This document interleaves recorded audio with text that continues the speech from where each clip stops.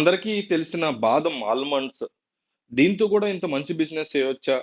అనేటువంటి ఒక ఇంట్రెస్టింగ్ టాపిక్‌ని మనం ఈరోజు మాట్లాడుకోబోతున్నాం.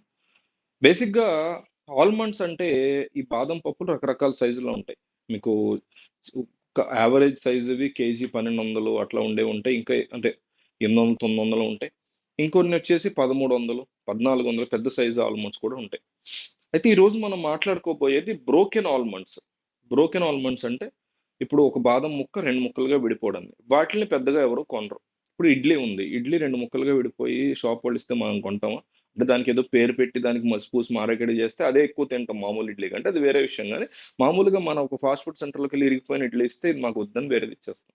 అదే దాన్ని తెలివిగా వాళ్ళు అమ్ముకుంటారు తర్వాత. దాన్ని పిండిలో కలిపేయడం అది చేస్తారు. అది వేరే విషయం.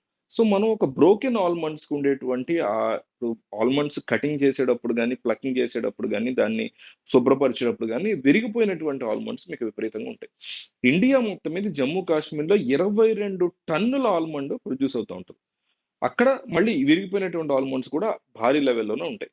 అక్కడి నుంచి మనం ఎట్లా తెచ్చుకోవాలి? ఇక్కడ ఎవరికి సేల్ చేయాలి? ఫస్ట్ ఎనక నుంచి ముందుకెళ్దాం. ఓకేనా? అంటే ఎట్లా సేలు, ప్రాఫిట్ ఏంటి? ఆ తర్వాత ఎళ్లి తెచ్చుకోవడం ఎట్లా? ఇది చెప్తా. ఫస్ట్ ఆఫ్ ఆల్ నేను చాలా సింపుల్‌గా అడుగుతున్నా అబ్బా! ఒక లైక్ కొట్టి షేర్ కొట్టండి వీడియోని. ఎంతో మందికి హెల్ప్ అవుతది. జస్ట్ మీరు లింక్ తీసుకొని ఆళ్ళ మొఖాన కొట్టండి. మీ చాటింగ్‌లో పడేయండి. మీ ఫ్రెండ్స్, ఫ్యామిలీ గ్రూప్‌లో పడేయండి. ఎవరో ఒకళ్ళకి హెల్ప్ అవుతది. అయితే వీటిల్ని ఎక్కడ అమ్మగలం? First of all juice centres, restaurants.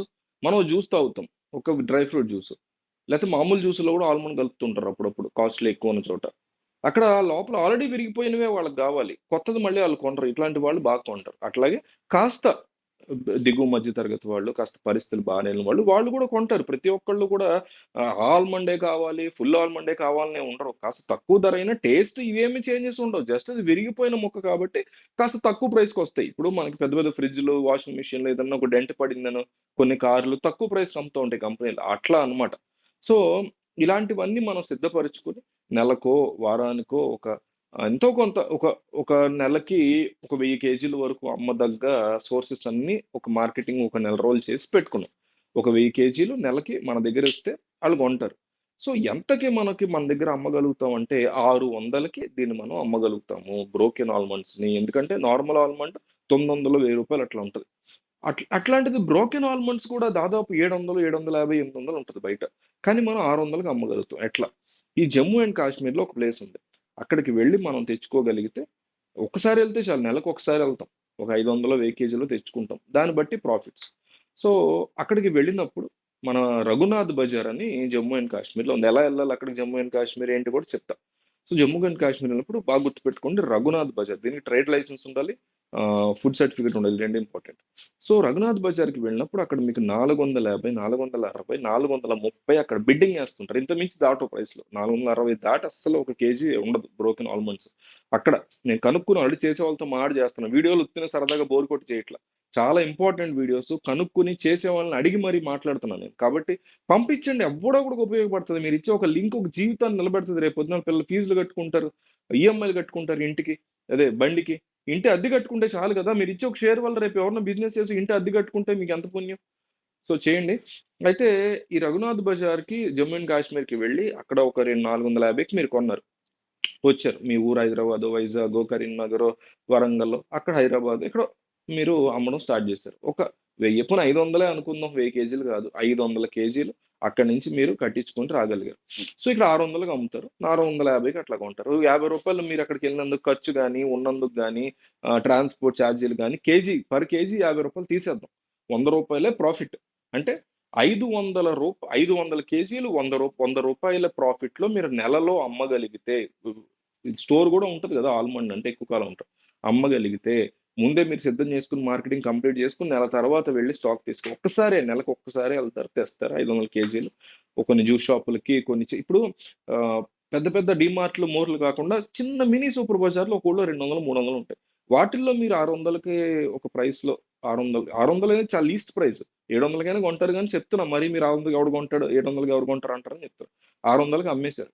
ఆళ్ళు తీసుకుంటారు 5 కేజీలు, 10 కేజీలు, 20 కేజీలు, 30 కేజీలు అట్లా తీసుకుంటారు. వాళ్ళు ఇంకో రూ. 50, రూ. 100 ఏసుకొని అమ్ముకుంటారు. కాబట్టి అట్లా మీరు అమ్మటానికి సిద్ధపడి అప్పుడు అన్నీ సిద్ధం చేసుకొని అప్పుడు వెళ్లారు. వెళ్ళినప్పుడు ఈ రఘునాథ్ బజార్ 450కి తెచ్చారు. రూ. 100 ప్రాఫిట్‌కి అమ్మారు. 500 కేజీలు అమ్మగలిగారు, నెల రోజులు కష్టపడ్డారు. 500కి మీకు రూ. 100 చొప్పున రూ. 50,000 మీకు డెఫినెట్లీ నెల అయ్యేసరికి మిగులుతాయి. తక్కువలో తక్కువ 200 కేజీలే తెచ్చారయ్యా. 200 కేజీలే. ఇప్పుడు మీరు తెచ్చిన దాంట్లో 500, 200 కేజీలే అమ్ముడే. 20,000 అంత తక్కువ నెలకి ఉత్తినే వస్తున్నాయా, చెట్లుకి కాస్తున్నాయి డబ్బులు.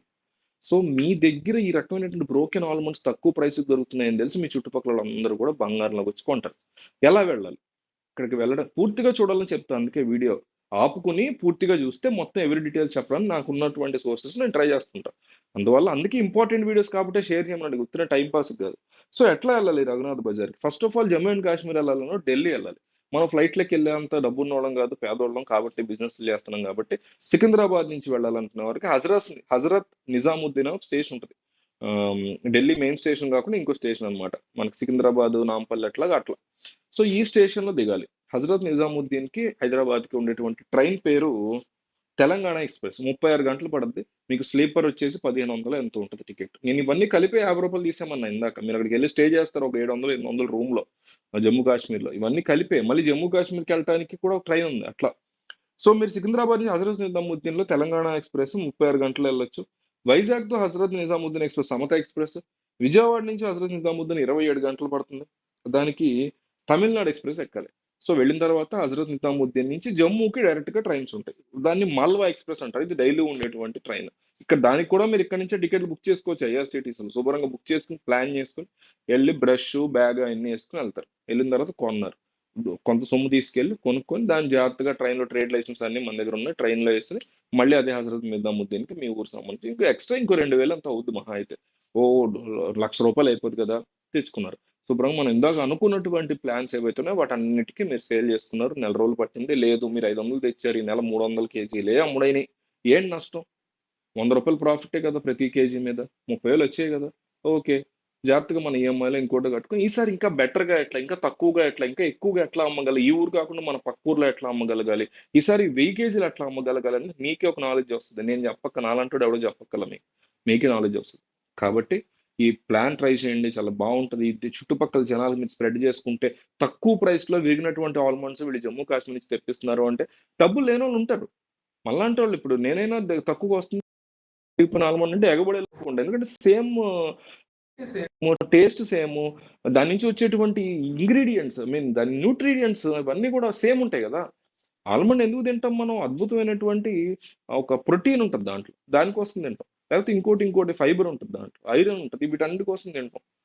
సో పిల్లలకి పెట్టాలి మన పిల్లలకి అనుకుంటాం. కాబట్టి తక్కువలో వస్తుంది. పైగా జమ్మూ కాశ్మీర్ ఎళ్లి పట్టుకొస్తున్నాడు ఆయన అంటే ఎందుకు వదులుకుంటాం? ఎళ్లి కొనుక్కుంటాం 5 కేజీలో, 10 కేజీలో మన చుట్టాలకి ఇవ్వడానికో, మనకు మా ఇంటి దగ్గర ఇలా ఇస్తున్నాడురా ఒకాయన అని మన పిన్నే వచ్చి వేరే ఏరియాలో ఉన్న పిన్ని ఆటోలో వచ్చి కొంటది. సో మనం చేసుకున్న మార్కెటింగ్, మా పబ్లిసిటీ ఎట్లా ఉందనే దాని మీద ఇలాంటివి ఆధారపడి ఉంటాయి. కాబట్టి ఒకటే రిక్వెస్ట్ అబ్బా! నేను ఎన్ని సార్లు అడిగినా తిట్టుకున్నా మీరు. లింక్ తీసుకెళ్ళి మీ డిస్కషన్స్ ఉంటాయి గదా! మీకు మాట్లాడుకుంటూ ఉంటారు రోజు ఫ్యామిలీ, ఫ్రెండ్స్ గ్రూపులుంటాయి. వాటిలో ఒక లింక్ అట్లా పడేయండి. ఎవరో ఒకళ్ళకి ఎక్కడో ఒకడికెళ్ళి ఆళ్ళకి హెల్ప్ అవుతది. వాళ్ళందరూ చేస్తారు ఇలాంటివి. చేసి వాళ్ళ పిల్లల ఫీజులు కట్టుకుంటారు. వాళ్ళ ఇంటి అద్దె కట్టుకుంటారు. వాడు బండి కొనుక్కుంటే ఈఎంఐ కట్టుకోవడం నెలకు 10,000 వచ్చినా చాలదా? చెప్పండి మీరు గుండె మీద చేసుకొని 100 కేజీలే అమ్మాడు ఓ నెల. ఆహ్, ఓహ్! 100 కేజీలు అమ్మాడు. రూ. 100 మిగిలినయి. 10,000 వచ్చింది. 500 తెచ్చాడు. 100 కేజీలు అమ్మగలిగాడు. నెక్స్ట్ తర్వాత అమ్ముకుంటాడు నెమ్మదిగా. సో ఎంత మిగులుతున్నట్టు మనకి? ఒక 10,000 ఈఎంఐ కట్టుకున్నాడు బండికి ఆ నెల. సేవ్ చేసినట్టుగా మీరిచ్చిన ఒక లింకే సేవ్ చేస్తుందంటే ఒక మనిషిని కొన్నాళ్ళ తర్వాత దాన్ని కూడా మీరు చేయలేకపోతే ఎట్లా? దయచేసి షేర్ చేయండి.